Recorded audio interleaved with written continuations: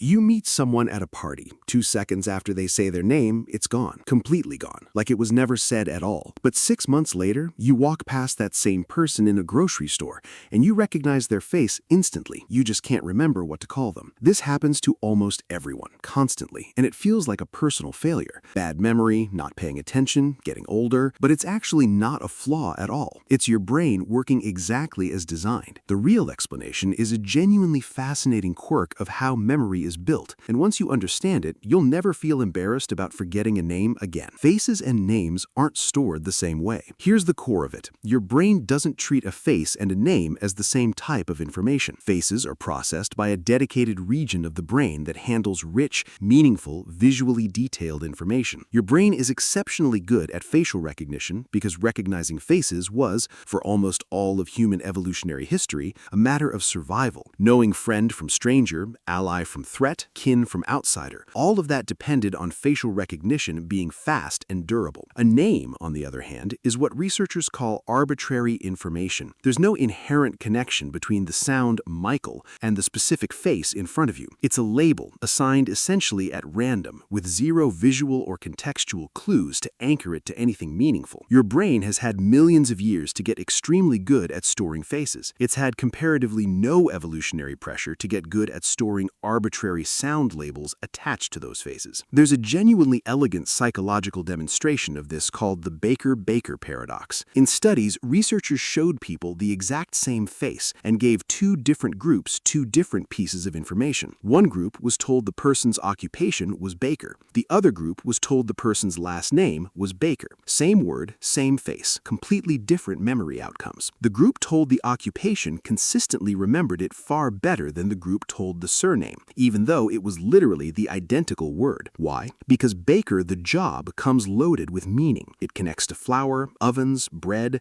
a mental image, a whole network of associations your brain can hook onto. Baker, the surname, is just a sound. It doesn't connect to anything. There's nothing for your brain to grab onto and reinforce. This single study captures the entire name-forgetting phenomenon in miniature. It's not that surnames are harder words, it's that they carry no semantic weight, and memory thrives on semantic weight. Attention is also working against you. There's a second factor stacking on top of this, and it happens in the first 3 seconds of meeting someone. When you're introduced to a new person, your brain is doing an enormous amount of simultaneous processing, reading their facial expression, managing your own social presentation, thinking about what to say next, processing the handshake or greeting, and yes, technically hearing their name. Their name typically arrives at the exact moment your attention is most divided. Researchers studying memory encoding have found that this split attention moment significantly reduces how well any single piece of information gets encoded, and the name is usually the piece that loses out, specifically because it's the piece with the least inherent meaning to hold on to in the first place. Meanwhile, the face keeps getting reinforced every single time you see that person again, even briefly, even from a distance. Facial recognition doesn't require conscious effort or active recall the way naming does. Your visual system processes and stores facial data almost automatically, updating and strengthening that memory passively over repeated exposure. This creates the exact asymmetry so many people find frustrating. The face gets reinforced constantly and effortlessly. The name only gets reinforced if you make a deliberate, repeated effort to use it, and most casual social situations don't naturally build in that repetition. Interestingly, this effect isn't really about how difficult or unusual a name sounds. Even completely common familiar names in your native language get forgotten just as easily as unusual ones, because the underlying issue was never about the name itself being hard. It's about the fact that names, as a category,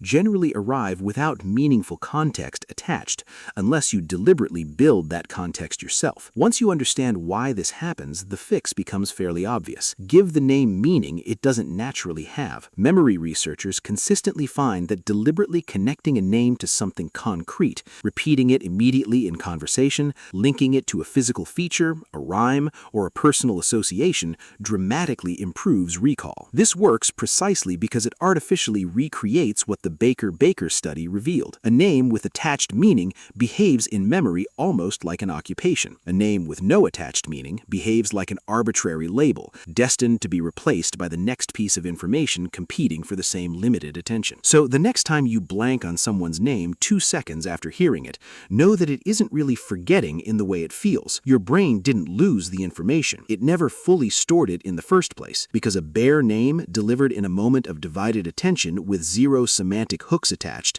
was never going to compete with a face your visual system has been quietly and effortlessly perfecting for your entire life. That's not a flaw in your memory. That's your memory correctly deciding in real time what was actually worth holding on to.